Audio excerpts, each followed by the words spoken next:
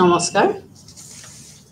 কালি পৰহি আমি যেতিয়া ক্লাছ কৰিছিলোঁ তেতিয়া আমি গণতন্ত্ৰৰ বিভিন্ন তত্ত্ববিলাকৰ বিষয়ে আমি আলোচনা কৰিছিলোঁ আজি আমি সেই তত্ত্বখিনি কণ্টিনিউ কৰিম এই তত্ত্বখিনি আমি বেলেগ বেলেগ থিয়ৰিজ কিছুমান আমি পঢ়িছিলোঁ বা আমি চাইছিলোঁ তাৰ ভিতৰত আমি আজি চাম আমাৰ যিটো লিবাৰেল বা আধুনিক উদাৰনৈতিক গণতন্ত্ৰ বা লিবাৰেল ডেমক্ৰেটিক থিয়ৰি এই থিয়ৰিটোৱে আমাক কি কি দিছে তাৰপিছতে মাৰ্ক্সে গণতন্ত্ৰৰ বিষয়ে কি কৈছে মাৰ্ক্সিষ্ট থিয়ৰিটো অলপমান চাম তাৰপিছতে সম্ভ্ৰান্তবাদী কথা চাম তেওঁলোকৰ এলিটিষ্ট থিয়ৰি অফ ডেমক্ৰেচি সম্ভ্ৰান্তবাদী তত্ত্বটোৱে আমাক কি বিচাৰিছে বা কি কৈছে তাৰপিছতে বহুত্ববাদী এনেকৈ আমি কেইটামান তত্ত্ব আজি আলোচনা কৰিম তাৰোপৰি আমাৰ যদি সময় থাকে তেতিয়াহ'লে আমি আৰু কেইটামান বস্তু চাম যে তৃতীয় বিশ্ব গণতন্ত্ৰটো কেনেকৈ বা কি কি ধৰণে প্ৰচলিত হৈছে আৰু ৱেষ্টাৰ্ণ আৰু থাৰ্ড ৱৰ্ল্ড কাণ্ট্ৰিজত এই গণতন্ত্ৰ কি ধৰণেৰে বা কি কি ডিফাৰেঞ্চ তেওঁলোকৰ মাজত আমি দেখিবলৈ পাওঁ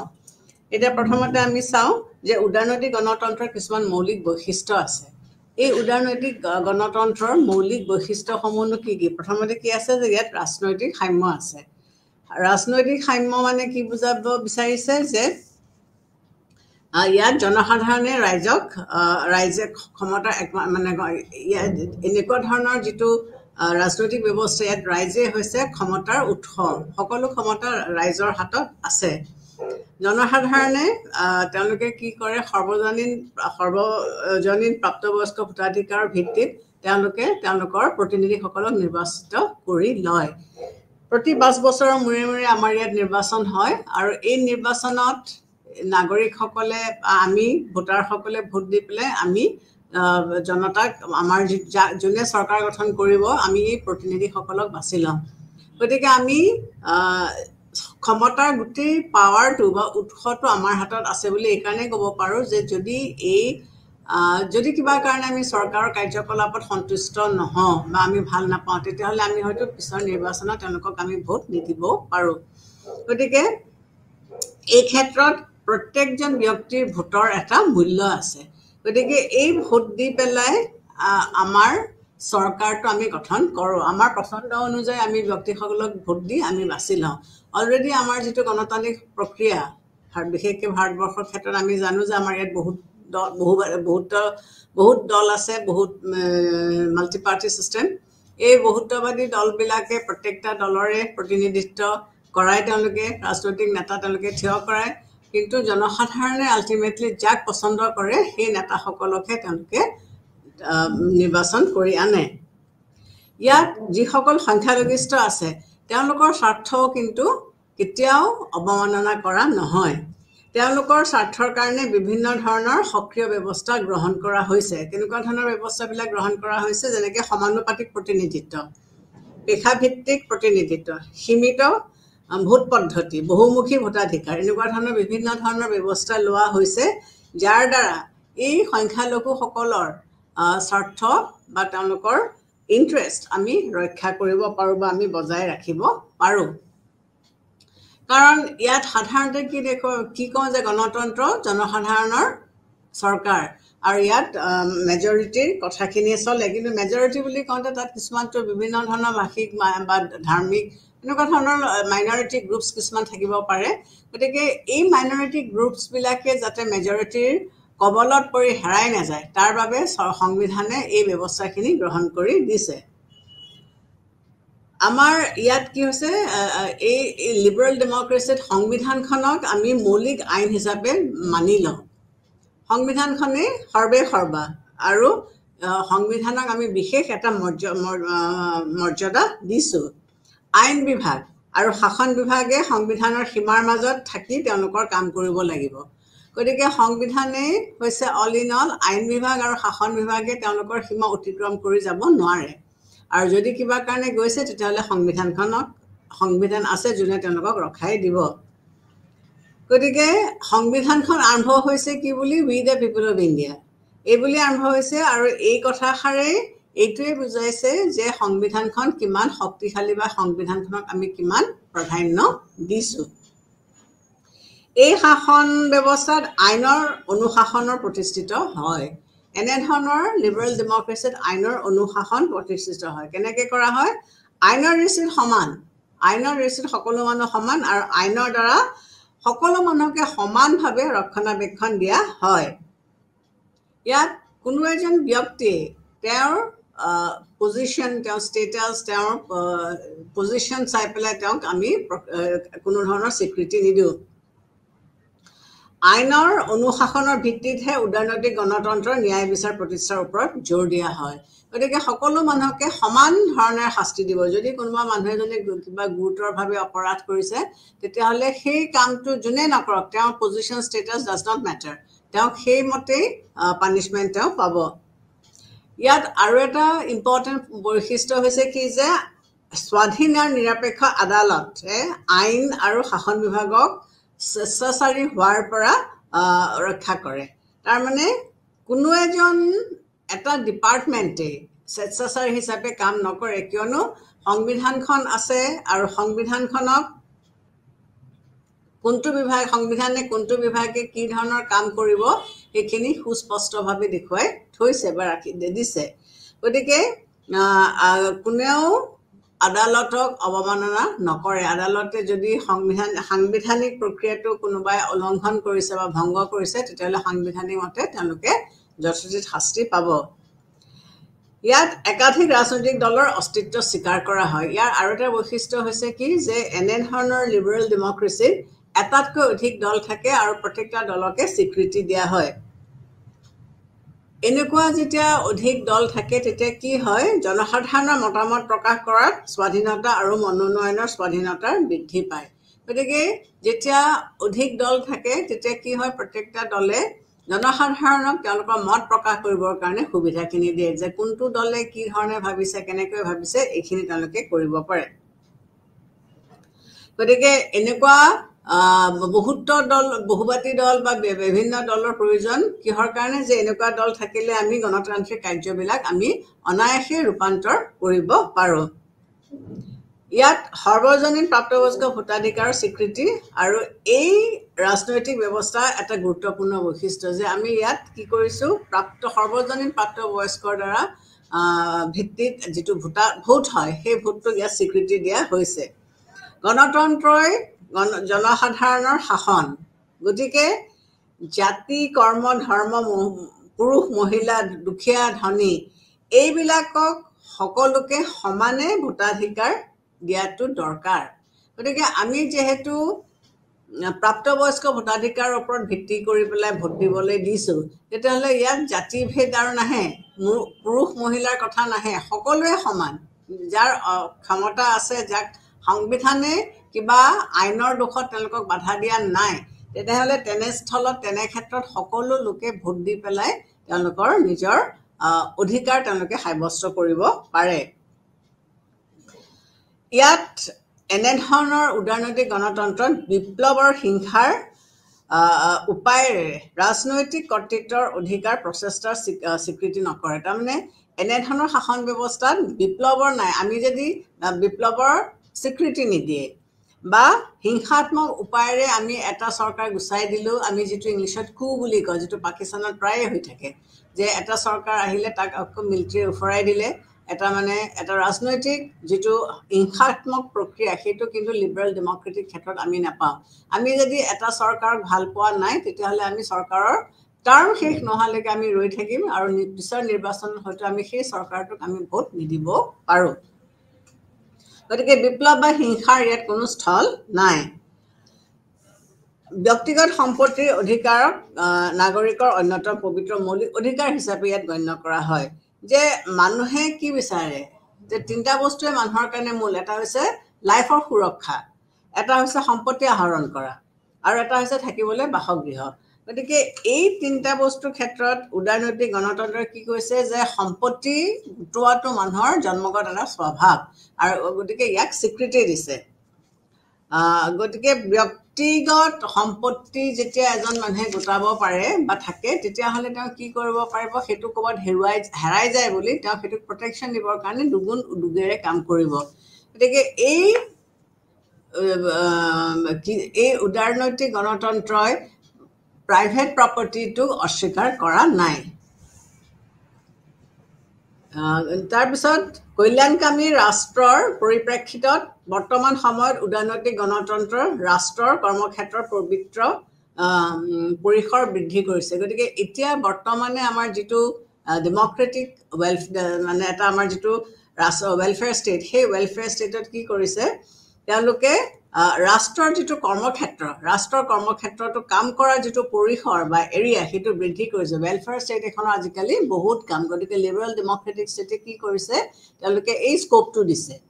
যে এখন ৰাষ্ট্ৰই বিভিন্ন ধৰণৰ কাম কাজৰ দায়িত্ব হাতত লৈ পেলাই তেওঁলোকে কি কৰিব বিচাৰিছে জনসাধাৰণৰ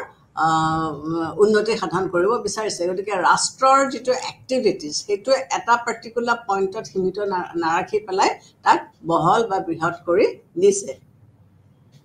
প্ৰভাৱশালী যিবিলাক গোষ্ঠী আছে প্ৰেছাৰ গ্ৰুপে হওক বা যেনেকৈ বিভিন্ন ধৰণৰ ইউনিয়নছ আছে এইবিলাকেও কি কৰিছে চৰকাৰী সিদ্ধান্তৰ ওপৰত তেওঁলোকে প্ৰভাৱ পেলাব পাৰিছে যে আমাৰ যিবিলাক প্ৰেছাৰ গ্ৰুপছ আছে বা বিভিন্ন ধৰণৰ যিবিলাক ইউনিয়ন আছে সেই ইউনিয়নবিলাকে তেওঁলোকে যিকোনো এটা ইছ্যু লৈ পেলাই যেতিয়া তেওঁলোকৰ মত প্ৰকাশ কৰে বা তেওঁলোকে কিবা এটা সিদ্ধান্ত দিয়ে তেওঁলোকৰ মতটোক চৰকাৰে আওকাণ কৰিব নোৱাৰে গতিকে তেওঁলোকেও যথেষ্টখিনি প্ৰভাৱ বিস্তাৰ কৰিছে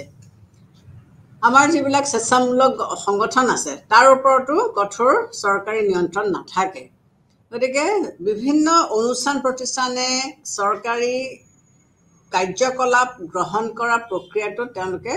প্ৰভাৱ বিস্তাৰ কৰিব পাৰিছে আৰু এইবিলাকৰ ওপৰত কঠোৰ চৰকাৰী নিয়ন্ত্ৰণ আমাৰ নাথাকে এই ৰাজনৈতিক ব্যৱস্থাত স্বাৰ্থ গোষ্ঠীবোৰে নিজৰ স্বাৰ্থসিদ্ধিৰ বাবে কাম কৰি যায় গতিকে এই যিবিলাক প্ৰেছাৰ গ্ৰুপৰ স্বাৰ্থ গোষ্ঠী আছে এই স্বাৰ্থ গোষ্ঠীবিলাকে জনসাধাৰণৰ হিতে তেওঁলোকে কিছুমান কাম কৰি যায় যিটো তেওঁলোকে আল্টিমেটলি চৰকাৰৰ ওপৰত প্ৰেছাৰ দি পেলাই সেই কামখিনি তেওঁলোকে উলিয়াই লয় উদাৰনৈতিক গণতন্ত্ৰত কিছুমান জনকল্যাণমূলক আদৰ্শ যেনে নিৰ্বাচিত ৰাজনৈতিক নেতাসকলৰ প্ৰশাসনিক দক্ষতা আৰু অভিজ্ঞতা অভাৱ এই এনেকুৱা ধৰণৰ শাসন ব্যৱস্থাত আমি কেইটামান এটা দোষ দেখিবলৈ পাইছোঁ যে যিবিলাক নিৰ্বাচিত ৰাজনৈতিক নেতা তেওঁলোকৰ প্ৰশাসনিক দক্ষতা বা অভিজ্ঞতা আমি কিছুমান অভাৱ দেখিবলৈ পাওঁ তাৰমানে কি হয় তেওঁলোকক 5 বছৰৰ কাৰণে নিৰ্বাচিত কৰা হয় আৰু এই 5 বছৰৰ ভিতৰত হয়তো তেওঁলোকে গোটেইখিনি কাম কৰি উঠি নোৱাৰিবও পাৰে গতিকে আল্টিমেটলি কি হয় যিসকল আমোলা আছে এই আমোলাসকলে প্ৰশাসনটো চলাই নিবলগীয়া হয় গতিকে এই যিসকল মিনিষ্টাৰ আহিলে বা নিৰ্বাচিত প্ৰতিনিধি আহিলে তেওঁলোক হয়তো 5 বছৰৰ মূৰে মূৰে সলনি হৈ থাকিব পাৰে গতিকে প্ৰক্ৰিয়াটো কোনে চলাই নিব যিসকল আমোলা আছে গতিকে আল্টিমেটলি কি হয় আমোলাতান্ত্ৰিক চৰকাৰৰ ৰূপত এটা পৰিণত হয় ইয়াত আৰু এটা হৈছে কি সংবাদপত্ৰ অনাতাঁৰ ইত্যাদিত গণসংযোগ মাধ্যমৰ স্বাধীনতা স্বীকৃতি আৰু এইবোৰে চৰকাৰক নিয়ন্ত্ৰণ নকৰে তাৰমানে ইয়াত আৰু এটা বস্তু আমি দেখিবলৈ পাইছোঁ যে আমাৰ যিটো প্ৰেছ আমাৰ যিটো মিডিয়াম এই মিডিয়ামবিলাকে চৰকাৰৰ সমালোচনা কৰিব পাৰে বা চৰকাৰক দোষ ত্ৰুটি এইবিলাক দেখুৱাই দিব পাৰে কিন্তু এইবিলাক এই প্ৰেছ বা মিডিয়ামক বা ইলেক্ট্ৰনিক মিডিয়ামেই হওক বা মিডিয়াই হওক এইবিলাকক চৰকাৰে কোনো কাৰণতে নিয়ন্ত্ৰণ কৰিব নোৱাৰে সো এইবিলাকে হৈছে উদাৰনৈতিক গণতন্ত্ৰৰ কিছুমান বৈশিষ্ট্য ইয়াৰ কিন্তু কিছুমান দোষো আছে সেই দোষবিলাক কেনেকুৱা ধৰণৰ ইয়াত যেহেতু ব্যক্তিগত সম্পত্তিৰ মালিকী স্বত্বক স্বীকৃতি দিয়া হৈছে মই আগতে কৈছোঁ যে ইয়াত তেওঁলোকে মানে প্ৰাইভেট প্ৰপাৰ্টিক স্বীকৃতি দিছে গতিকে ব্যক্তিগত সম্পত্তিক যেহেতু স্বীকৃতি দিছে আৰু উৎপাদন বা বিতৰণৰ ওপৰত সামাজিক কোনো ধৰণৰ নিয়ন্ত্ৰণ নাথাকে গতিকে ইয়াত প্ৰাইভেট প্ৰপাৰ্টি গ্ৰ' হোৱাত ইয়াত কোনো ধৰণৰ নিয়ন্ত্ৰণ নাথাকে কাৰোবাৰ যদি কেপাচিটি আছে তেওঁলোকে হয়তো বহুত বেছি কৰি নিব পাৰে গতিকে চৰকাৰে যিবিলাক জনকল্যাণমূলক পৰিকল্পনা কৰে সেইবিলাক সাফল্য হ'ব নোৱাৰে কাৰণ প্ৰাইভেট প্ৰপাৰ্টি দি দিছে মানুহে প্ৰাইভেট প্ৰপাৰ্টি গোটাবৰ কাৰণে বেছি গুৰুত্ব দিব সো আল্টিমেটলি কি হয় যে যিবিলাক ধৰা জনকল্যাণমূলক প্ৰকল্প চৰকাৰে লৈছে সেইবিলাক হয়তো বিশেষভাৱে মানে ছাকচেছফুল নহয় ইয়াত একাধিক ৰাজনৈতিক দলৰ স্বীকৃতি আছে more than one political party ইয়াত আছে ইয়াৰ ফলত কি হয় দলবিলাকৰ মাজত অনৈক্য থাকিব পাৰে, মিল নাথাকে, কাৰণ প্ৰত্যেকটা দলৰ নিজৰ নিজৰ আইডিঅলজি বেলেগ। গতিকে অশান্তি আৰু বিভ্ৰান্তৰ সৃষ্টি হোৱাৰ বাহিৰে শাসন ব্যৱস্থাত অন্য একো নহয়। গতিকে যেহেতু বেলেগ বেলেগ দল আছে, প্ৰত্যেকটা দলৰ বেলেগ বেলেগ আইডিঅলজি, চ' প্ৰত্যেকটা দলৰ আইডিঅলজি তেওঁলোকে জনসাধাৰণৰ ওচৰত দাঙি ধৰিব। তাৰ ফলত কি হয়, জনসাধাৰণ বিভ্ৰান্ত হয়, বা তেওঁলোকে কোনটো শুদ্ধ কোনটো ভুল একো তেওঁলোকে বাছি উলিয়াব নোৱাৰা হয়। বিচাৰ বিভাগৰ স্বাধীনতা ক্ষুণ্ণ হয়। বিচাৰ বিভাগৰ ওপৰত তেওঁলোকে কিছুমান কাম কৰি যায়, কিন্তু কিছুমান কাম কৰাত তেওঁলোকৰ বাধা হয়। গতিকে আল্টিমেটলি তেওঁলোকে যিটো ধৰণে বিচাৰিছে তেওঁলোকে হয়তো কৰিব নোৱাৰে। প্ৰকৃত জনমত গঠন কৰাটো অসুবিধা, কাৰণ অলৰেডি বিভিন্ন ৰাজনৈতিক দল, জনমতটো কোনে গঠন কৰিব, জনসাধাৰণে কৰিব। কিন্তু জনসাধাৰণে জনমত গঠন কৰিবলৈ যাওঁতে আমি বেছিভাগ ক্ষেত্ৰতে কি দেখোঁ, যে ৰাজনৈতিক দলবিলাকে যিকোনো এটা সমস্যা বা ইছ্যু তেওঁলোকে দাঙি ধৰি অলৰেডি এটা মতামত ফৰ্ম কৰে। চ' বেলেগ বেলেগ দল হোৱাৰ কাৰণে তেওঁলোকে বেলেগ বেলেগ আইডিঅলজি বা ভাৱধাৰা দেখুৱাই আল্টিমেটলি এটা সুস্থ সবল জনমত গঠন কৰাত এটা অসুবিধাৰ সৃষ্টি হয়। অৰ্থনৈতিক সমস্যা নাথাকে। ইয়াত কিছুমান অৰ্থনৈতিক সমস্যাৰ পৰা আমি বিৰত থাকোঁ, কাৰণ চৰকাৰে কিছুমান কাম কৰি দিয়ে, ৱেলফেয়াৰ ষ্টেটৰ ব্যৱস্থা কৰিছে, আৰু ৱেলফেয়াৰ ষ্টেটৰ মাধ্যমেৰে জনসাধাৰণক তেওঁলোকে যিমানখিনি বা যি দিব বিচাৰিছে তেওঁলোকে সেইখিনি চেষ্টা কৰে। তাৰোপৰি ইয়াত কি হয়, তেওঁলোকে এনেকুৱা এটা অৰ্থনৈতিক পৰিৱেশ সৃষ্টি কৰিব পৰা নাই য'ত জনসাধাৰণৰ বিশেষ ধৰণৰ কিছুমান লাভ হয়। তাৰোপৰি এই ব্যৱস্থাত যিসকল সংখ্যালঘু আছে, এই তেওঁলোকৰ স্বাৰ্থ বা তেওঁলোকৰ প্ৰতিনিধিত্বৰ বাবে যিবোৰ পদ্ধতি গ্ৰহণ কৰা হয় সেইবিলাক বাস্তৱত কাৰ্যকৰী কৰা নহয়। থিয়ৰিটিকেলি গোটেই বস্তুবিলাক আছে, যে মাইনৰিটি গ্ৰুপৰ কাৰণে আমি এইখিনি কৰিছোঁ, সেইখিনি কৰিছোঁ, কিন্তু আচল ইমপ্লিমেণ্টিং ষ্টেজটোত সেইবিলাক আচলতে ইমপ্লিমেণ্ট কৰা নহয়। গতিকে এইখিনিয়ে হৈছে ক্ৰিটিচিজম, যিটো আমি লিবাৰেল ডেমক্ৰেচিৰ এগেইনষ্টে পাইছোঁ। এতিয়া আমি চাওঁ মাৰ্ক্সৰ যিটো গণতান্ত্ৰিক থিয়ৰী, ডেমক্ৰেটিক থিয়ৰী। মাৰ্ক্সে কি কৈছে, তেওঁ কেইটামান পইণ্ট বা কথা কৈছে, যে এটা হৈছে অৰ্থনৈতিক সাম্য। তেওঁ কি কৈছে, যে সমাজত সদায় দুটা শ্ৰেণী থাকে, এটা শ্ৰেণীয়ে শাসন কৰে আৰু আনটো শ্ৰেণীয়ে সেই শাসনটো মানি লয়। তাৰ ফলত কি হৈছে, সমাজত কেতিয়াও ইকুৱেলিটি নাথাকে। সেইটো আজিৰ কথা নহয়, যুগ যুগৰ পৰা সেইটো ছিষ্টেমতে চলি আহিছে। যিসকলৰ হাতত টকা পইচা আছে, যিসকলৰ হাতত উৎপাদনৰ আহিলাসমূহ আছে, এই লোকসকলে বা এই মানুহখিনিয়ে কি কৰিব পাৰে, তেওঁলোকে বাকীখিনি মানুহক খটুৱায়। গতিকে আল্টিমেটলি এই শোষিত যিটো শ্ৰেণী, যাৰ লেবাৰৰ বিনিময়, শ্ৰমৰ বিনিময়ত এখন সমাজৰ এচাম শ্ৰেণী ধনী বা চহকী হৈ গৈছে, তেওঁলোকে কি কৰে, ইহঁতক শোষণ কৰিলে। গতিকে আল্টিমেটলি এটা বিপ্লৱৰ পৰিস্থিতিৰ সৃষ্টি হয়, আৰু যিটো আল্টিমেটলি মাৰ্ক্সে কৈছে যে এইটোৱে আল্টিমেটলি ডিক্টেটৰশ্বিপ অফ দ্য প্ৰলিটেৰিয়েটৰ ব্যৱস্থা কৰিব। ব্যক্তিগত মালিকীয়ানা আৰু সম্পত্তিৰ বিলোপ সাধন। তেওঁ কি কৈছে, যে আমাৰ যিটো মাৰ্ক্সৰ যিটো গণতন্ত্ৰ, তাত উৎপাদনৰ আহিলাসমূহ কাৰ হাতত আছে, মালিকসকলৰ হাতত আছে। গতিকে ইয়াত মালিকসকলৰ হাতত যেতিয়া উৎপাদনৰ আহিলাবিলাক থাকিব, গতিকে সমাজখনত এনেও দুটা ভাগত বিভক্ত হ'ব। গতিকে কি কৰিছে তেওঁ, যে অৰ্থনৈতিক ইকুৱেলিটি বা অৰ্থনৈতিক সাম্য স্থাপন কৰিবৰ বাবে যিবিলাক আৱশ্যকীয় ব্যৱস্থা সেইখিনি গ্ৰহণ কৰিব লাগে বুলি তেওঁ কৈছে। তাৰোপৰি তেওঁ কি কৈছে, যে ব্যক্তিগত সম্পত্তিৰ অধিকাৰে শোষণৰ সূত্ৰপাত কৰে। গতিকে যেতিয়ালৈকে মাৰ্ক্সে বিচাৰিছে বা ক'ব বিচাৰিছে, যে যেতিয়ালৈকে ব্যক্তিগত সম্পত্তি থাকিব, তেতিয়ালৈকে সমাজত শোষণ ব্যৱস্থাটো সদায়ে থাকিব। সামাজিক নিয়ন্ত্ৰণ আৰু তত্ত্বাৱধানৰ উৎপাদন আৰু বিতৰণৰ ব্যৱস্থা পৰিচালিত হয়। গতিকে সমাজৰ ধন সম্পদ ন্যায়সংগত বিতৰণ আৰু সুপৰিকল্পিতভাৱে জনসাধাৰণৰ মাজত দিবৰ কাৰণে অৰ্থনৈতিক ব্যৱস্থা কৰিব লাগিব, আৰু তেতিয়াহে এখন সমাজত উন্নয়ন হ'ব। গতিকে মালিক বা এচাম লোকক যদি গোটেই বস্তুখিনি দি দিয়া হয়, তেতিয়াহ'লে এখন সমাজে কেতিয়াও উন্নতি কৰিব নোৱাৰে। সমগ্ৰ জনগণৰ গণতন্ত্ৰ। মাৰ্ক্সৰ যিটো সমাজতান্ত্ৰিক গণতন্ত্ৰ এই সৰ্বহাৰাৰ একনায়কত্বৰ এটি নতুন ব্যৱস্থা প্ৰতিস্থাপন কৰিবৰ কাৰণে চেষ্টা কৰিছে যে সমাজবাদী সমাজ গঠনৰ লক্ষ্যত সমাজতান্ত্ৰিক গণতন্ত্ৰৰ অপসৰ হ'বলৈ হ'লে এই ধৰণৰ এটা আমি ব্যৱস্থা ল'ব লাগিব তাৰমানে সমাজত যদি আমি সৰ্বহাৰাৰ একনায়কত্ববাদ স্থাপন কৰিবলৈ বিচাৰিছোঁ তেতিয়াহ'লে এই যিটো ক্লাছ ডিফাৰেঞ্চিয়েশ্যন আছে যিটো ক্লাছ ডাইমেনশ্যন আছে সেই ক্লাছ ডাইমেনশ্যনটো নাইকিয়া কৰাৰ কথা কৈছে মাৰ্ক্সৰ যিটো গণতন্ত্ৰ সেইটো মানে গোড়ামীৰ ওপৰত তেওঁ কি কৈছিলে religion is the opium of the society মানুহৰ ধৰ্মক লৈ পেলাই যিবিলাক কুসংস্কাৰ বা যিবিলাক অন্ধবিশ্বাস আছে সেইবিলাকৰ ঊৰ্ধত মানুহ উঠিব লাগিব সেইবিলাক জনসাধাৰণৰ মাজৰ পৰা সেইবিলাক গুচাই পেলাই ৰাজনৈতিক চেতনা আৰু প্ৰকৃতশীল বৈজ্ঞানিক দৃষ্টিভংগী স্থাপন কৰিব লাগিব গতিকে ধৰ্মৰ ওপৰত বিশ্বাস কৰি পেলাই কিছুমান কুসংস্কাৰ বা অন্ধকাৰৰ মাজত সোমাই থাকিলে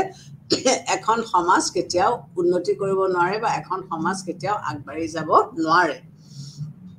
গতিকে মানুহৰ মাজত ৰাজনৈতিক সচেতনতা আনিব লাগিব আৰু সাইন্টিফিক টেম্পাৰামেণ্ট বা বৈজ্ঞানিক দৃষ্টিভংগীৰ সৃষ্টি কৰিব লাগিব গতিকে ধৰ্মৰ আদৰ্শত এখন সমাজ তেওঁ গঢ়ি উঠিব খোজা নাই তেওঁ এখন ধৰ্মনিৰপেক্ষ সমাজ মাৰ্ক্সে এখন ধৰ্মনিৰপেক্ষ সমাজে তেওঁ গঠন কৰিব বিচাৰিছে শ্ৰেণী শোষণ আৰু শ্ৰেণীদ্বন্দ্বৰ অনুপস্থিতি তেওঁৰ যিখন সমাজতান্ত্ৰিক গণতন্ত্ৰ তাত মাত্ৰ এটা শ্ৰেণীৰ অস্তিত্বৰ কথা তেওঁ কৈছে আৰু সেই শ্ৰেণী হ'ল শ্ৰমিক আৰু কৃষকসকলৰ সৰ্বহাৰাৰ শ্ৰেণী গতিকে তাত একাধিক শ্ৰেণী নথকাৰ বাবে মাৰ্ক্সৰ যিটো গণতন্ত্ৰ তাত শ্ৰেণী শোষণ নাইবা শ্ৰেণীদ্বন্দ্ব কেতিয়াও নাথাকে ক্লাছ কনফ্লিক্ট নহয় কাৰণ যেতিয়া বেছি লোক মানুহৰ শ্ৰেণী মানে বেছি মানুহ থাকিব আৰু এই মানুহবিলাকৰ মাজত যেতিয়া বিভাজনবিলাক হ'ব তেতিয়া আল্টিমেটলি কি হয় সমাজত প্ৰতিদ্বন্দ্বিতা আহি পৰে ক্লাছ কনফ্লিক্ট আহি পৰে কিন্তু মাৰ্ক্সৰ সমাজত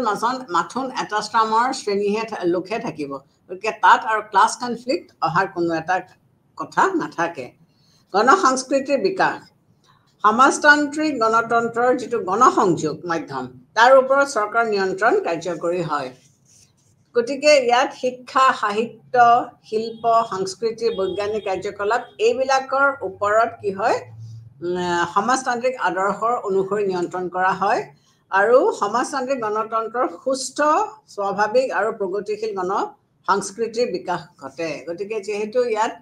এই বস্তুখিনি থাকে গতিকে ইয়াত আমি ইয়াৰ বিকাশ আমি দেখিবলৈ পাওঁ শ্ৰমজীৱী মানুহৰ স্বাৰ্থ সংৰক্ষণ এই শাসন ব্যৱস্থাত কি হয় সমাজত আমি আগতেও পাই আহিছোঁ যে সদায় আগৰে প্ৰায় বিভিন্ন কাৰণে দুটা শ্ৰেণীৰ মাজত বিভক্ত হৈছে এটা শ্ৰেণীয়ে শোষণ কৰিছে এটা শ্ৰেণীয়ে শাসন কৰিছে এটা শ্ৰেণীৰ ওপৰত সদায় শোষণ হৈ আহিছে গতিকে এনেকুৱা শোষণৰ পৰা ৰক্ষা কৰিবৰ কাৰণে তেওঁলোকে কি কৈছে যে সৰ্বহাৰাৰ শ্ৰেণী প্ৰতিনিধি হিচাপে কমিউনিষ্ট দলৰ নিৰ্দেশতহে ৰাষ্ট্ৰ পৰিচালিত হ'ব লাগে গতিকে আমি যদি মানুহখিনিক আগবঢ়াই নিব বিচাৰিছোঁ বা মানুহখিনিক যদি আমি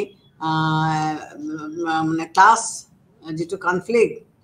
দ্বন্দ্ব নাইকিয়া কৰিব বিচাৰিছোঁ তেতিয়াহ'লে এটা ৰাজনৈতিক দল থাকিব লাগিব যিটো তেওঁলোকে কৈছে এইটো কমিউনিষ্ট দল আৰু এই কমিউনিষ্ট দলটোৱে কি কৰিব মানুহখিনিক আগবঢ়াই নিব কমিউনিষ্ট দল আৰু জনসাধাৰণৰ নিয়ন্ত্ৰণৰ বাবে এনেধৰণৰ চৰকাৰী কৰ্মচাৰীসকলে কোনো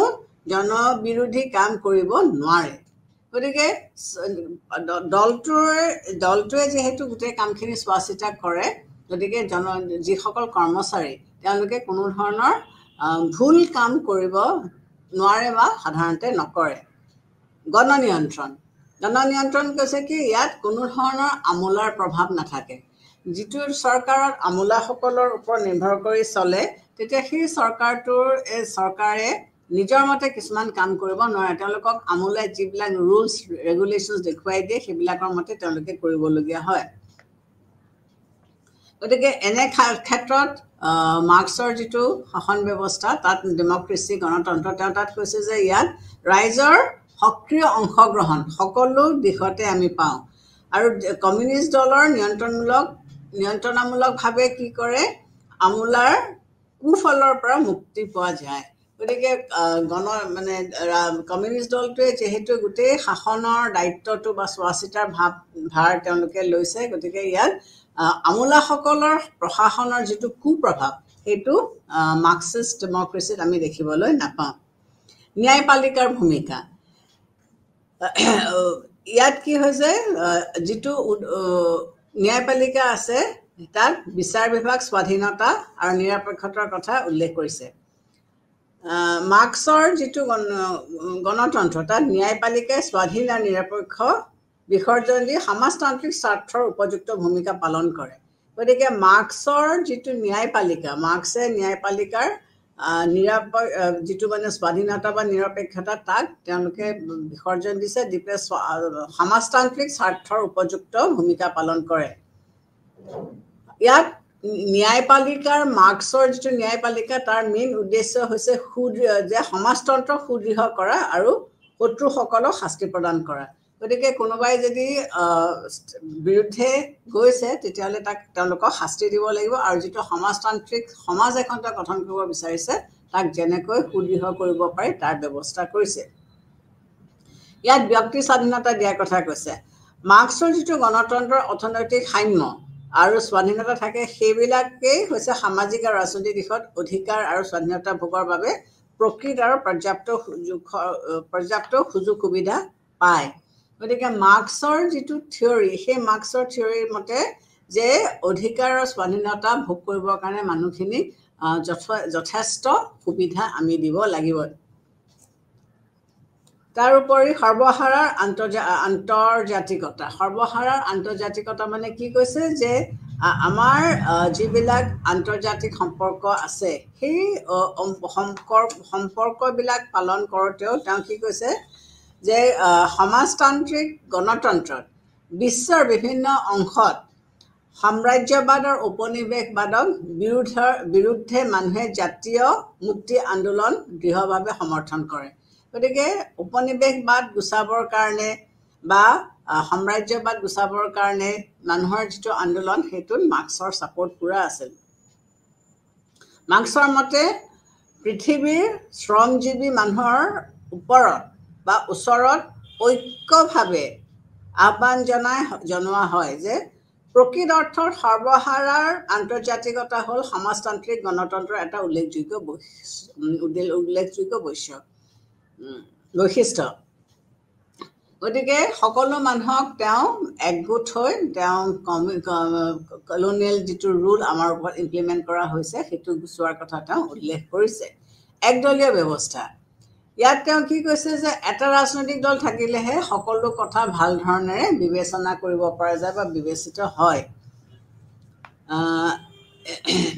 গতিকে শ্ৰেণী বিভাজন ইয়াত থাকিব নালাগে আৰু সকলো মানুহৰ বাবে সমান অধিকাৰ স্বীকৃতি তাৰমানে সমাজত যিসকল লোক আছে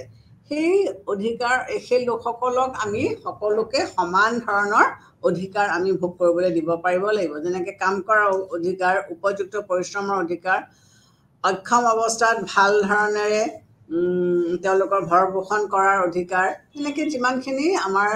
এজন ব্যক্তিয়ে সমাজত আগবাঢ়ি যাবৰ কাৰণে যিখিনি অধিকাৰ লাগে মাৰ্কছিয়ান ডেমক্ৰেচিত সেই গোটেই বস্তুখিনি দিব পৰাকৈ ব্যৱস্থা কৰিছে চ' এইখিনি হ'লগৈ মাৰ্কছৰ গণতন্ত্ৰৰ ওপৰত তেওঁৰ কনচেপ্ট এলিটিষ্ট থিয়ৰী বা গণতন্ত্ৰ সম্ভ্ৰান্তবাদী ধাৰণা এলিটিষ্ট থিয়ৰীটোৱে কি কৈছে এই যিটো গণতন্ত্ৰ তেওঁলোকে চলাবলৈ বিচাৰিছে এলিটসকলনো কোন এই এলিটবোৰনো কোন এলিট বা আমি যিবিলাকক সম্ভ্ৰান্ত বুলি কওঁ এলিটবিলাক হৈছে সমাজৰ এনেকুৱা এচাম ব্যক্তি যাৰ বিশেষ কিছুমান গুণ আছে নিজস্ব যিটো গুণৰ কাৰণে তেওঁলোকে নিজকে আনতকৈ বেলেগ বুলি প্ৰতিপন্ন বা স্থাপন কৰিব পাৰিছে আৰু এই লোকসকলক সকলো মানুহে মানি লয় সেই নিজস্ব গুণ থকাৰ কাৰণে গতিকে এলিটসকলে প্ৰশাসনলৈ আহে তেওঁলোকক জনসাধাৰণে নিৰ্বাচিত কৰি আনে কিন্তু এই নিৰ্বাচিত কৰি আনোতেও তেওঁলোকৰ তাৰমানে কি হয় নিজস্ব কিছুমান গুণ বা নিজস্ব কিছুমান বৈশিষ্ট্য আছে গতিকে এই বৈশিষ্ট্যসমূহৰ ওপৰত ভিত্তি কৰি পেলাই তেওঁলোকে এখন সমাজ ব্যৱস্থা গঠন কৰা হৈছে। এওঁলোকক আমি কি কওঁ যে এই শ্ৰেণীটোক আমি নিৰ্বাচিত উপাদান বা চ'জন এলিমেণ্টছ বুলিও আমি ক'ব পাৰোঁ।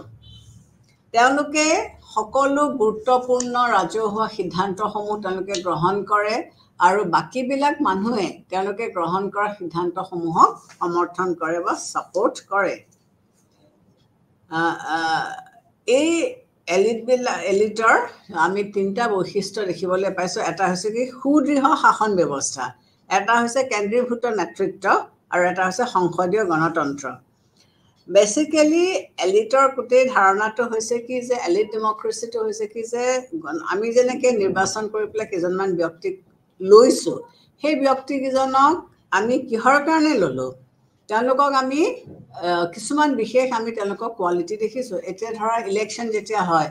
সকলো মানুহেতো নিৰ্বাচিত হ'বলৈ নাহে, কিছুমান মানুহ ভোটাৰ হিচাপে যায়। এতিয়া আজি বৰ্তমান যুগত আমাৰ যিটো ইনডাইৰেক্ট ডেমক্ৰেচি, এইটোতো ডাইৰেক্ট ডেমক্ৰেচি নহয়, আৰু ডাইৰেক্ট ডেমক্ৰেচি সম্ভৱপৰো নহয়। সম্ভৱপৰ এইকাৰণেই নহয় যে ইয়াত বিভিন্ন ধৰণৰ বহুত মানুহ আছে, চ' প্ৰত্যেকজন মানুহে ৰাজনৈতিকভাৱে সচেতন হোৱাটোতো সম্ভৱপৰে নহয়। চ' আমি আমাৰ এই লিডাৰ্ছবিলাকক তুলিলোঁ, কিন্তু এই লিডাৰ্ছবিলাকক আমি কেনেকৈ বাছি ল'লোঁ বা কি কাৰণে বাছি ল'লোঁ যে এওঁলোকৰ নিজস্ব কিছুমান কোৱালিটিজ আছে, যিটোৰ কাৰণে এওঁলোকে নিজকে কমন ক্লাছটোৰ পৰা অকণমান পৃথক বা বেলেগ বুলি ভাবে, বা আমি এওঁলোকক চ'জন এলিমেণ্টছ বুলি ক'লোঁ। গতিকে এওঁলোকে নিজৰ কেপাচিটি অনুযায়ী তেওঁলোকক মানুহে জনসাধাৰণে তেওঁলোকৰ ভোট দিয়ে আৰু তেওঁলোকে ভোট পাই চৰকাৰ গঠন কৰে, আৰু এই চৰকাৰ গঠন কৰাৰ পিছত তেওঁলোকে প্ৰশাসন চলাই যায়। এতিয়া আহিলে প্লুৰেলিষ্ট ডেমক্ৰেচি বা বহুত্ববাদী গণতন্ত্ৰ। এই গণতন্ত্ৰৰ আমি কিছুমান বস্তু আমি দেখিবলৈ পাইছোঁ যে এখন ৰাষ্ট্ৰৰ কি হৈছে আন এখন ৰাষ্ট্ৰৰ প্ৰতি পাৰস্পৰিক নিৰ্ভৰশীলতা। এখন ৰাষ্ট্ৰই অন্য এখন ৰাষ্ট্ৰৰ ওপৰত নিৰ্ভৰশীল হৈ পৰে। বিভিন্ন দিশত কি হৈছে যে নিজ নিজ দেশৰ সীমাৰ বাহিৰেও বা যি সমস্ত ঘটনা ঘটিছে ইয়াৰ প্ৰভাৱো কিছু পৰিমাণে দেশৰ ভিতৰত দেখিবলৈ আমি পোৱা গৈছে। তাৰমানে যেনেকৈ এখন সমাজত এজন মানুহে মানে কাম কৰি যায়, তেওঁলোকে কি কৰে বিভিন্ন অনুষ্ঠান প্ৰতিষ্ঠানৰ লগত নিজকে জড়িত ৰাখে। ঠিক তেনেকৈ প্লুৰেলিষ্টসকলৰ মতেও যে আমি ইয়াত মানুহক কিছুমান বিশেষ সুবিধা দিবৰ কাৰণে কিছুমান আমি বস্তুৰ সৃষ্টি আমি কৰিব লাগিব। যেনেকৈ কেনেকুৱা ধৰণৰ হ'ব যে নিৰ্দিষ্ট সময়ৰ ভিতৰত সময়ে সময়ে আমি নিৰ্বাচন পাতিব লাগিব, প্ৰতিনিধিত্বমূলক নিৰ্বাচন থাকিব লাগিব। যে মানুহক যদি আমি আগবঢ়াই নিবলৈ হয়, এখন সমাজক যদি গণতান্ত্ৰিক সমাজ হিচাপে আমি আগবঢ়াই নিবলৈ হয়, তেতিয়াহ'লে আমি কি কৰিব লাগিব, সময়ে সময়ে প্ৰতিনিধিত্বমূলক নিৰ্বাচন আমি পাতিব লাগিব। বহুত আৰু বিভিন্ন প্ৰকাৰৰ স্বাৰ্থগোষ্ঠী অস্তিত্ব আৰু গোটবিলাকৰ প্ৰভাৱ আৰু প্ৰতিপত্তি বিস্তাৰ সাধন কৰে। প্লুৰেলিষ্ট থিয়ৰী অফ ডেমক্ৰেচিয়ে সমাজত থকা যিবিলাক বিভিন্ন ধৰণৰ স্বাৰ্থগোষ্ঠী তেওঁলোকৰ অস্তিত্বক স্বীকৃতি দিয়ে। নিয়ন্ত্ৰণ আৰু ভাৰসাম্য নীতিক অনুসৰণ কৰে। তেওঁলোকে কি কৰে, নিয়ন্ত্ৰণ আৰু ভাৰসাম্য নীতিক তেওঁলোকে অনুসৰণ কৰে। সংখ্যালঘু গোটবিলাকৰ স্বাধীনতাৰ বাবে স্বীকৃতি প্ৰদান কৰে। যিসকল সংখ্যালঘু গোট আছে সেই সংখ্যালঘু গোটবিলাকক তেওঁলোকে স্বীকৃতি প্ৰদান কৰে। শাসন কাৰ্যত সংখ্যালঘিষ্টৰ অংশগ্ৰহণত তেওঁলোকে জোৰ দিয়ে, যে যিসকলে শাসন কাৰ্য চলায় তাত যিসকল সংখ্যালঘিষ্ট আছে তেওঁলোকেও যাতে ইয়াত অংশগ্ৰহণ কৰিব পাৰে তাৰ বাবে জোৰ দিয়া হয় বা তাৰ বাবে ব্যৱস্থা লোৱা হয়। বহুত্ববাদীসকলে বিভিন্ন ৰাষ্ট্ৰৰ মাজত পাৰস্পৰিক নিৰ্ভৰশীলতাৰ পৰিপ্ৰেক্ষিতত অতিজাতীয় শক্তিৰ বিকাশৰ ওপৰত আলোকপাত কৰে। গতিকে এখন দেশে আন এখন দেশৰ ওপৰত নিৰ্ভৰশীল সেইটো তেওঁলোকে গুৰুত্ব দিয়ে। বহুত্ববাদীসকলে ৰাষ্ট্ৰক সকলো দিশতে যুক্তিবাদী কৰ্মকৰ্তা ৰেচনেল এক্টৰ বুলি কয়, যে বহুত ক্ষেত্ৰত ৰাষ্ট্ৰই যুক্তিৰে কিছুমান কাম কৰে, সেইকাৰণে যুক্তিবাদী বা কৰ্মকৰ্তা বা ৰেচনেল এক্টৰ বুলি তেওঁলোকক কোৱা হয়। তেওঁলোকৰ চিন্তাধাৰাৰ মাজত বিভিন্ন ধৰণৰ প্ৰবাহ পৰিলক্ষিত হয়। তেওঁলোকৰ মতে ৰাষ্ট্ৰই একমাত্ৰ কৰ্মকৰ্তা নহয়, ৰাষ্ট্ৰৰ সিদ্ধান্তৰ ওপৰত বহুতো প্ৰতিদ্বন্দ্বিতা আছে, যেনে গোষ্ঠী আৰু আমোলাসকলে প্ৰভাৱ পেলায়। গতিকে ৰাষ্ট্ৰই যিকোনো এটা সিদ্ধান্ত যেতিয়া লয়, ৰাষ্ট্ৰই অকলে সেই সিদ্ধান্তটো ল'ব নোৱাৰে। তেওঁলোকৰ ওপৰত প্ৰভাৱ পেলাবলৈ বহুতো অনুষ্ঠান প্ৰতিষ্ঠান আছে, যেনেকৈ আমোলাসকল আছে, বা আমি কি দেখিবলৈ পাইছোঁ, গোষ্ঠী সকল আছে, বা বেলেগ বেলেগ ষ্ট্ৰং ব্যক্তিসকল আছে। বহুত্ববাদীসকলৰ মতে সংঘৰ্ষৰ দৰে সহযোগিতাও আন্তৰ্জাতিক ব্যৱস্থাৰ এটা বৈশিষ্ট্য। যেনেকৈ সংঘৰ্ষ আন্তঃৰাষ্ট্ৰীয় ফিল্ডত এটা অপৰিহাৰ্য সত্য, ঠিক তেনেকৈ সহযোগিতাও এটা সমানে গুৰুত্বপূৰ্ণ বিষয়। আন্তৰ্জাতিক সহযোগিতাৰ অভাৱনীয় প্ৰসাৰতা আন্তৰ্জাতিক সম্পৰ্কৰ ক্ষেত্ৰত গুণগত পৰিৱৰ্তন আনিছে। গতিকে সংঘৰ্ষৰ লগতে সহযোগিতাও সমানে গুৰুত্বপূৰ্ণ বা দৰকাৰ। চ' এইখিনি হ'লগৈ আমাৰ প্লুৰেলিষ্ট ডেমক্ৰেচিৰ কিছুমান বৈশিষ্ট্য আমি দেখিবলৈ পাইছোঁ। এতিয়া আমি চাওঁ যে থাৰ্ড ৱৰ্ল্ড কাণ্ট্ৰিজ বুলি যিবিলাক আমি কওঁ, তৃতীয় বিশ্ব বুলি কওঁ, এই তৃতীয় বিশ্ব দেশবিলাকত গণতন্ত্ৰৰনো ৰোলটো কি, বা গণতন্ত্ৰটোনো কেনেকুৱা? প্ৰথমতে কি হৈছে, বৰ্তমান কালত আমি যিটো গণতন্ত্ৰৰ কথা কৈছোঁ, সেইটো সৰ্বজনীন প্ৰাপ্তবয়স্ক ভোটাধিকাৰ থাকিব লাগে। গতিকে গণতান্ত্ৰিক চৰকাৰত সকলো লোকেই মানে অংশগ্ৰহণ কৰাৰ সুবিধাটো পাব লাগিব। আমাৰ যিটো বৰ্তমান যুগৰ গণতন্ত্ৰ, সেই গণতন্ত্ৰটো কিহৰ ওপৰত ভিত্তি কৰি হৈছে? সৰ্বজনীন প্ৰাপ্তবয়স্ক ভোটাধিকাৰ। গতিকে ইয়াত ধনী দুখীয়া সৰু বৰ কাৰো মাজত কোনো ধৰণৰ ডিফাৰেঞ্চ নাই। প্ৰাচীন কালৰ দেশসমূহত কি হৈছিলে, আমি জনসংখ্যা কম আছিলে। জনসংখ্যা কম থকাৰ কাৰণে তেওঁলোকে এখন মুকলি পথাৰত লগ লাগি পেলাই তেওঁলোকে যিকোনো এটা ৰাজনৈতিক সিদ্ধান্ত তেওঁলোকে ল'ব পাৰিছিলে। কিন্তু এতিয়াতো জনসংখ্যা বহুত বেছি বৃদ্ধি হ'ল, আৰু প্লাছ প্ৰত্যেকজন মানুহে ইমান হয়তো ৰাজনৈতিকভাৱে সচেতন নহ'বও পাৰে, বা তেওঁলোকৰ ইমান কেপাচিটি নাথাকিবও পাৰে। চ' এতিয়া আমি কি কৰোঁ,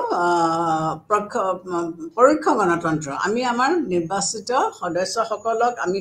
বাছি লৈছোঁ, আৰু তেওঁলোকক আমি দায়িত্ব দিছোঁ যে তেওঁলোকে আমাৰ শাসনৰ দায়িত্বটো লওক। আৰু যদি আমাৰ মন পচন্দ মতে তেওঁলোকে প্ৰশাসন চলাব নোৱাৰে বা নচলায়, তেতিয়াহ'লে হয়তো পিছৰ নিৰ্বাচনত আমি তেওঁলোকক ভোট নিদিব পাৰোঁ। গতিকে এতিয়াৰ কথাটো হৈছে কি, এজন লোক এটা ভোট। সৰ্বজনীন প্ৰাপ্তবয়স্কৰ মূল ভেলিউ বা মূল কথাটো হৈছে কি, যে এজন লোকৰ এটা ভোট। গতিকে সকলো ভোটাৰৰে ভোটৰ মূল্য সমান।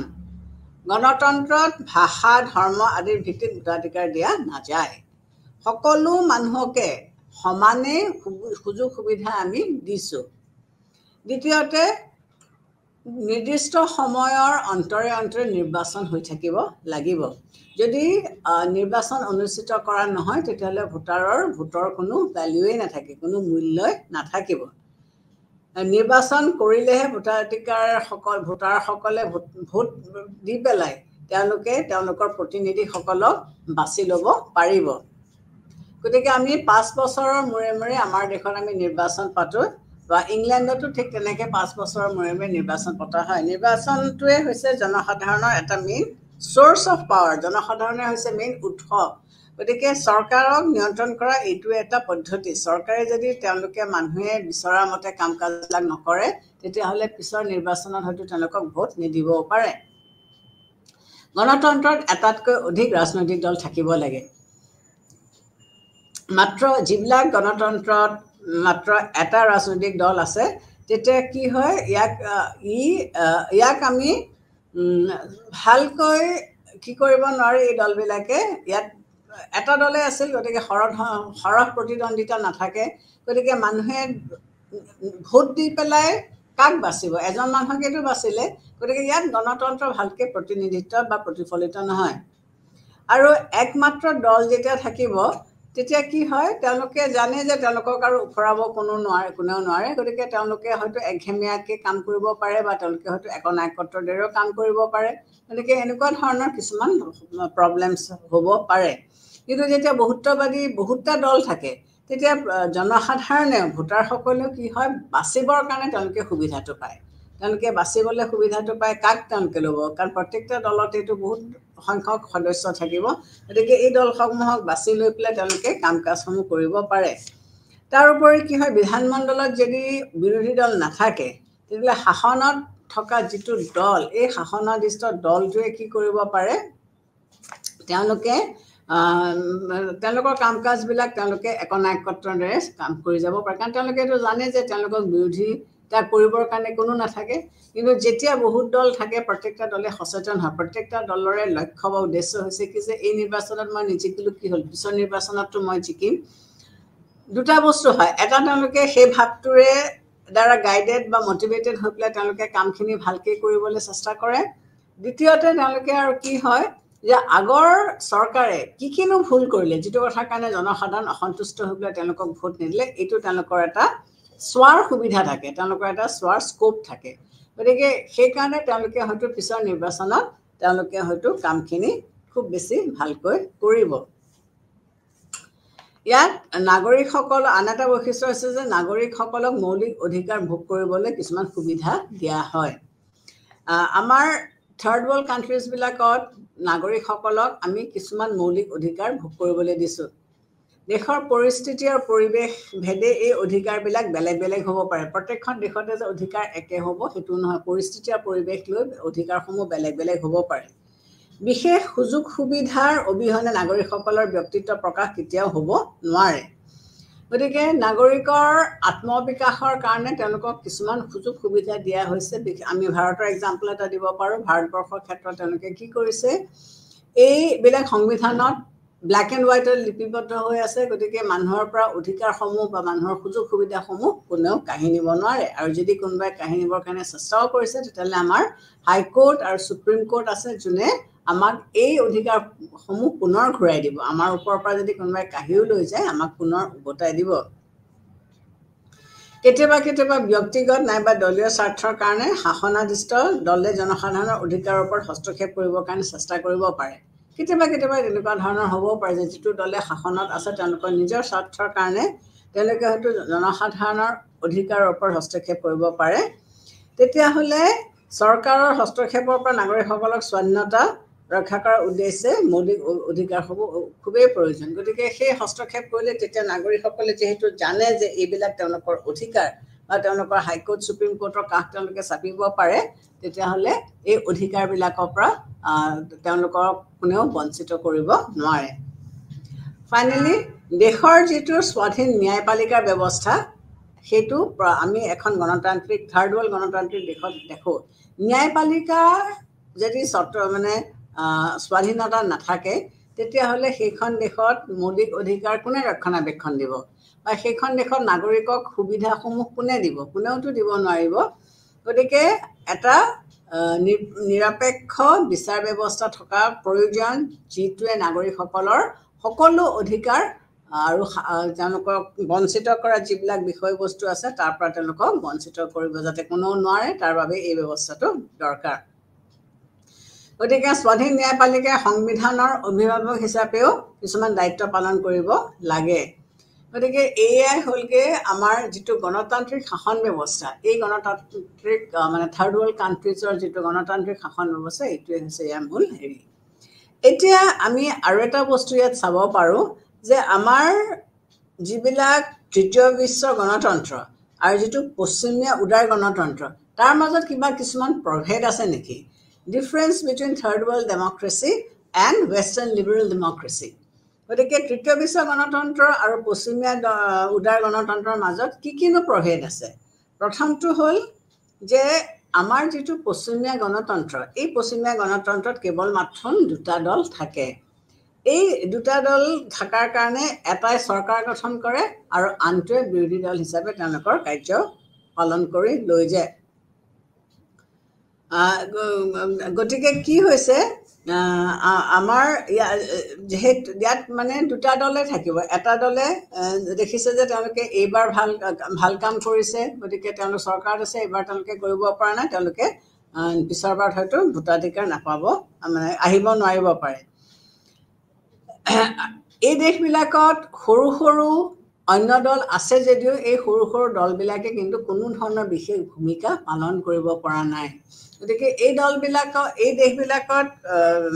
দুটা মেজৰ দলৰ বাহিৰেও হয়তো বিভিন্ন কাৰণত বা বিভিন্ন ক্ষেত্ৰত আমি কিছুমান সৰু সৰু দল দেখিবলৈ পাওঁ কিন্তু এই দলবিলাকে কোনো ধৰণৰ বিশেষ ভূমিকা পালন কৰিব পৰা নাই কিন্তু যিবোৰ তৃতীয় বিশ্বৰ গণতন্ত্ৰ এই গণতন্ত্ৰ দেশবিলাকত কি হৈছে বহুদলীয় শাসন ব্যৱস্থা আছে ইয়াত বিভিন্ন ধৰণৰ ৰাজনৈতিক দল আছে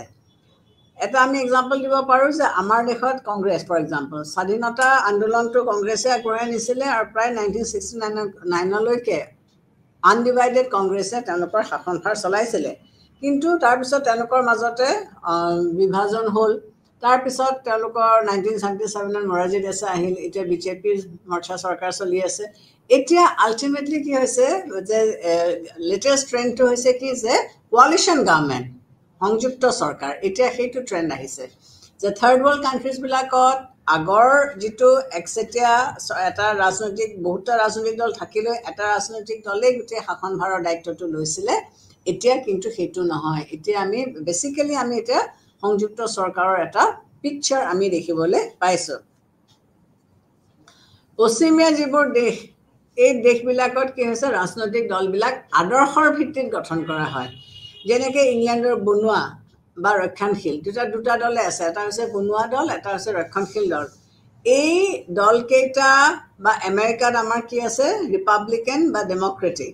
এই দলকেইটা আছে এই দুটা দলৰে নিজৰ নিজৰ একোটা আইডিঅলজি আছে আৰু সেই আইডিঅলজিৰ উদ্দেশ্যে দলবিলাক গঠন কৰা হৈছে আৰু তেওঁলোকে তেওঁলোকৰ কাম কাজবিলাক চলাই নিয়ে কিন্তু এই দলসমূহৰ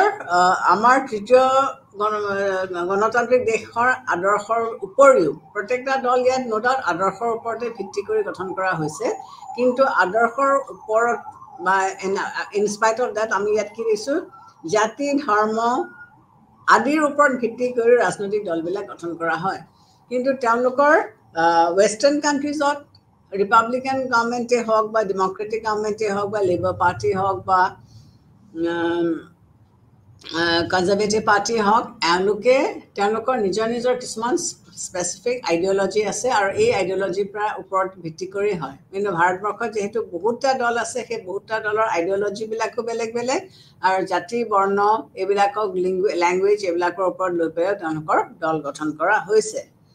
পশ্চিমীয়া গণতন্ত্ৰৰ দেশসমূহত আঞ্চলিক ৰাজনৈতিক দল থাকিলেও চৰকাৰী কাম কাজত এই দলবিলাকে বিশেষ সক্ৰিয় ভূমিকা গ্ৰহণ কৰিব নোৱাৰে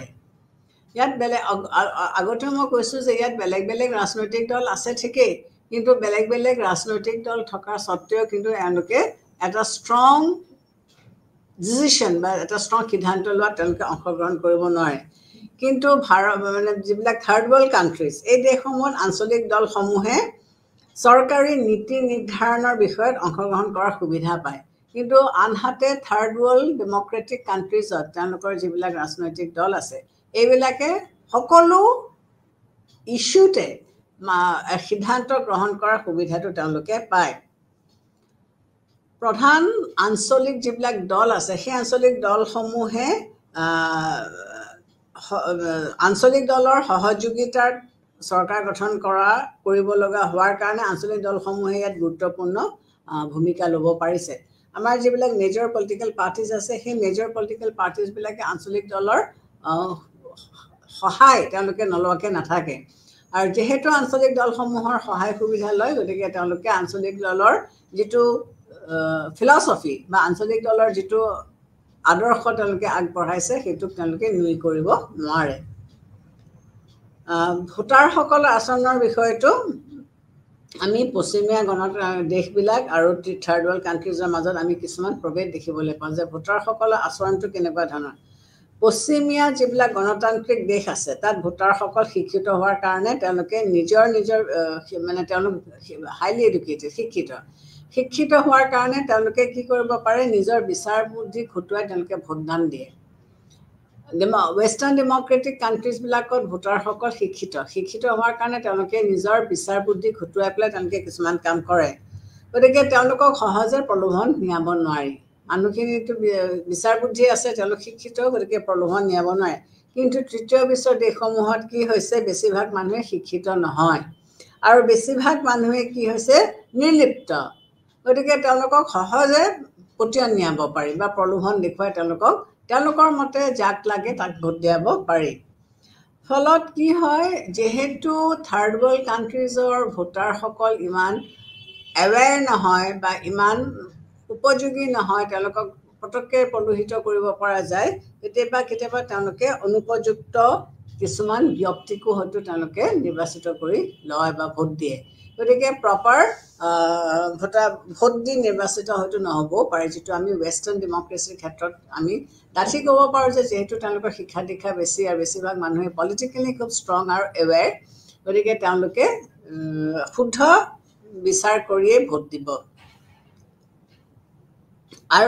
এই পশ্চিমীয়া দেশ আৰু তৃতীয় বিশ্বৰ দেশবিলাকৰ মাজত আৰু এটা প্ৰভাৱ আছে কি যে পশ্চিমৰ দেশসমূহত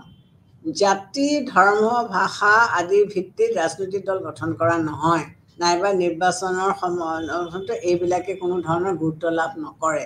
গতিকে ৱেষ্টাৰ্ণ কাণ্ট্ৰিজবিলাকৰ ৱেষ্টাৰ্ণ ডেমক্ৰেটিক কাণ্ট্ৰি গতিকে এইবিলাক সমস্যা হৈছে আমাৰ নিজৰ মাজতে কি হৈছে আভ্যন্তৰীণ কনফ্লিক্ট আছে আৰু বৈদেশিক নিৰাপত্তাৰ পৰা নিৰাপত্তাত আমি ভুগিছোঁ আমাৰ যিবিলাক ওচৰে পাজৰে যিবিলাক বিদেশী দেশ আছে সেইবিলাকৰ লগত মাজে সময়ে আমাৰ যুদ্ধ বিগ্ৰহ লাগিছে যিটোৱে আকৌ গৈ থৈ পেলাই আমাৰ ইকনমিটোক ইম্পেক্ট কৰিছে বা এফেক্ট কৰিছে সামাজিক প্ৰতিবন্ধকতা কিছুমান আছে যদিও আমি এতিয়া ছায়েন্স টেকন'লজি পঢ়ি ছায়েন্স এণ্ড টেকন'লজি আমাক বহুত দূৰলৈ আগবঢ়াই নিছে কিন্তু আমাৰ ধৰা ভাৰতীয় যিখন সমাজ ব্যৱস্থা আমি ভাৰতৰ কথা এটা এক্সাম্পল দিছোঁ এই ভাৰতীয় সমাজ ব্যৱস্থাটোত কি হৈছে সমাজখনে আমাক কিছুমান নীতি নিয়ম বান্ধি দিছে সেই নীতি নিয়মৰ পৰা আঁতৰি গ'লে আমি সমাজৰ বিপৰীতে যোৱা হয় গতিকে সেই প্ৰতিবন্ধকতাটোৱে আমাক উন্নতিৰ পথত যোৱাত কিছুমান বাধাৰ সৃষ্টি কৰিছে আমাৰ ইয়াত ৰাজনৈতিক কিছুমান সীমাবদ্ধতা আছে ৰাজনৈতিক সীমাবদ্ধতাবোৰ কেনেকুৱা ধৰণৰ আমি যদি জনসাধাৰণে ভোটাধিকাৰ বা সৰ্বজনীন ইউনিভাৰ্চেল ইউনিভাৰ্চেল ভোটাধিকাৰৰ ওপৰত আমি বিশ্বাস কৰোঁ কিন্তু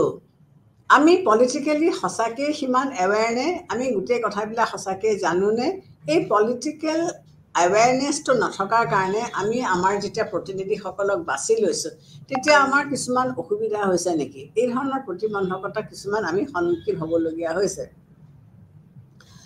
গণতান্ত্ৰিক শাসন প্ৰতিষ্ঠাৰ সংৰক্ষণৰ সমস্যা অলৰেডি আগতেই কৈছোঁ যে আমাৰ দল ত্যাগটো এটা ডাঙৰ সমস্যা প্ৰত্যেকটা ব্যক্তিয়ে এটা দলৰ ভোট মানে টিকট লৈ পেলাই নিৰ্বাচন খেলে আৰু যদি কিবা কাৰণে মিনিষ্টাৰৰ পষ্টটো নাপালে তেওঁ সেইটো ত্যাগ কৰি দিলে গতিকে এনেস্থলত কি হৈছে গণতন্ত্ৰক ভালকৈ স্থাপন কৰাত আমাৰ কিছুমান অসুবিধা হৈছে বা আমি গণতন্ত্ৰক যিটো ধৰণে সংৰক্ষিত কৰিব লাগিছিল সেই ধৰণে হয়তো আমি সংৰক্ষিত কৰিব পৰাও নাই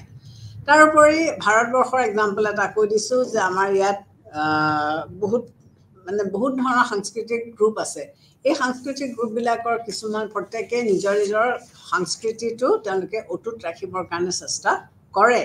কিন্তু আল্টিমেটলি কি হৈছে তেওঁলোক ছাকচেছফুল হোৱা নাই গতিকে কিছুমান সংস্কৃতিৰ সংকটত পৰিছে হয়তো এটা সময়ৰ সোঁতত তেওঁলোক নাইকিয়াও হৈ যাব পাৰে গতিকে তৃতীয় বিশ্বৰ উত্থান আৰু নতুন আন্তঃৰাষ্ট্ৰীয় ৰাজনৈতিক অৱস্থাত এই দেশসমূহৰ ভূমিকা সাম্প্ৰতিক কালত আন্তঃৰাষ্ট্ৰীয় ৰাজনীতিক জটিল কৰি তুলিছে গতিকে যিটো উঠা নমা বা পৰিৱেশ বা পৰিস্থিতিত ইয়াত কি কৰিছে আন্তঃৰাষ্ট্ৰীয় ৰাজনীতিক এটা জটিল পৰিৱেশত পেলাই দিছে আমাৰ ইয়াত কিছুমান প্ৰব্লেম আছে অলৰেডি কৈছোঁ যে থাৰ্ড ৱৰ্ল্ড কাণ্ট্ৰিজবিলাকত কিছুমান প্ৰব্লেম আছে আমাৰ দেশবিলাক দুৰ্বল বা সামাজিকো দুৰ্বলতা আছে আভ্যন্তৰীণ মতভেদ আছে অৰ্থনৈতিকভাৱে পিছপৰা গতিকে এনেকুৱা ধৰণৰ কিছুমান সমস্যা তৃতীয় বিশ্বৰ দেশসমূহক আগবঢ়াই নিয়াত বাধাৰ সৃষ্টি কৰিছে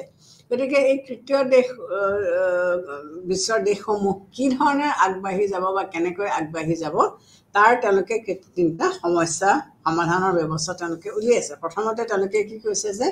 সমস্যা সমাধানৰ বাবে বিভিন্ন দেশৰ মাজত একতা প্ৰতিষ্ঠা কৰাৰ ওপৰত গুৰুত্ব দিব লাগিব যে এই থাৰ্ড ৱৰ্ল্ড কাণ্ট্ৰিজবিলাকে যদি নিজকে আগবঢ়াই নিবলৈ হয় তেতিয়াহ'লে তেওঁলোকে তেওঁলোকৰ মাজত বিদ্ৰোহ নকৰি পেলাই তেওঁলোকৰ মাজত কাজিয়া পেচাল নকৰি পেলাই তেওঁলোকে কি কৰিব লাগিব একতা প্ৰতিষ্ঠা কৰিবৰ কাৰণে চেষ্টা কৰিব লাগিব